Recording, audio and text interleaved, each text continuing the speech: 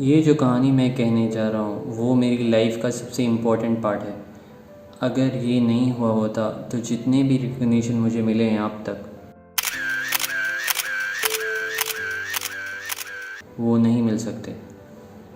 So after 10th, like most of the students who think कि being an engineer और a doctor is a good choice, मैंने भी ये सोच लिया कि मुझे इंजीनियर बनना है और मैंने 11th की साइंस की क्लास में एडमिशन ली। And that 2 years of 11th and 12th were tough for my studies performance. मैं स्टडीज़ के हिसाब से मेरा परफॉर्मेंस डल था, सो वही हुआ जो होना था। आई couldn't क्लियर माई 12th, सो मुझे एक गैप ईयर लेना पड़ा। And in that gap year मुझे अपने आप को ढूंढना था। मेरे साथ जितने भी लड़के थे वो आगे चले गए और मुझे रुकना पड़ा।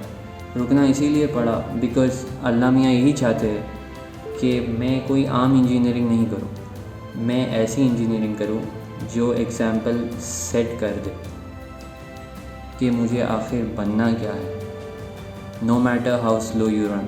ज़िंदगी में ये ज़रूरी नहीं है कि तुम फर्स्ट आओ या लास्ट, मगर ये बहुत ज़रूरी है कि तुम जो कुछ करो दिल से करो।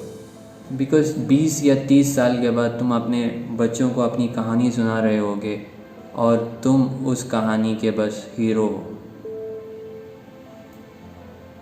सो मैंने भी ये डिसाइड कर लिया कि मुझे सिविल इंजीनियर बनना है। सो वो in that gap year I try to do some courses of civil engineers and मैंने कुछ इंटर्नशिप्स भी की। So even after clearing my back papers I did not get a seat in engineering college. So मैंने एक alternate option लिया, मैंने 3 साल का डिप्लोमा किया and in those 3 years I learned most of the field aspects of civil engineering. तो then I got a lateral entry in the engineering college. तो तब मेरे साथ जितने भी लड़के थे 12th में वो सब इंजीनियर बन चुके थे। मुझे ये गम नहीं था कि मैं अपने 3 साल छोटे लड़कों के साथ क्लास में बैठ रहा हूँ, because I knew what I was doing and it was for my own. Just to be mentally stable मैंने कुछ काम शुरू किए। मैं लोगों के लिए काम करता, लाइक बिल्डिंग प्लानिंग करता या 3D विजुअलाइजेशंस करता और या कॉन्ट्रैक्टर्स के नीचे काम करता। So those things I use to do with along with my study. तो in that for that 3 years of engineering मैंने कुछ गोल्स बनाए एंड मुझे कुछ रिकॉग्निशंस मिले।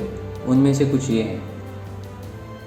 एक टेक्निकल फेस्ट अटेंड किया जिनमें मुझे एक बिल्डिंग डिज़ाइन करनी थी for a IT company of 1000 employees और मुझे वहाँ पे फर्स्ट प्राइज़ मिला। Then in a college people started recognising me, so one of my lecturer referred me to the management because they were willing to design a space of a NRI hostel room. सो मैंने अपना design present किया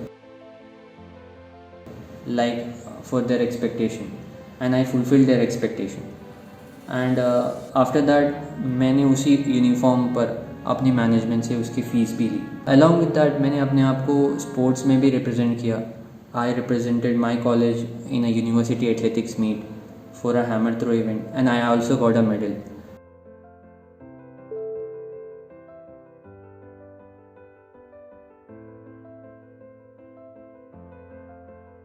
इसके साथ अपनी एक brand बनाई, एक नाम दिया डिज़ाइन स्टूडियो, ताकि मैं जो कुछ काम कर रहा हूँ लोगों के लिए या अपने आप से या फ्रीलांस हो या किसी भी रेफरेंस से हो, मैं उसको अपना एक लोगो और एक ब्रांड नेम दूँ।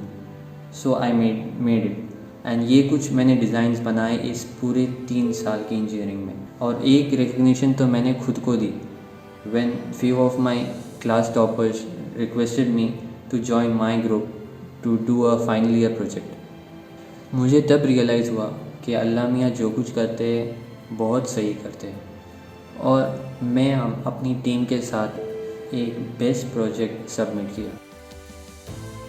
मैंने कुछ क्लास की बॉयज़ को इंटर्नशिप भी ली। As I had some extra knowledge on softwares, मैंने कुछ बॉयज़ को इंटर्नशिप लेने के लिए प्लान किया एंड उन्हें कुछ स्किल्स शेयर की एंड उनसे कुछ फ़ीस भी ली।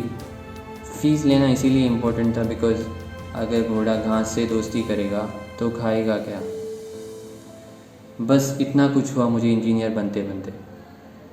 आई नो मंजिल बहुत दूर है, there is lot more to do, और इतना बस बताता रहूँ कि ये जो सफ़र है मंजिल तक का खूबसूरत है मंजिल से भी, ए दिल मुश्किल।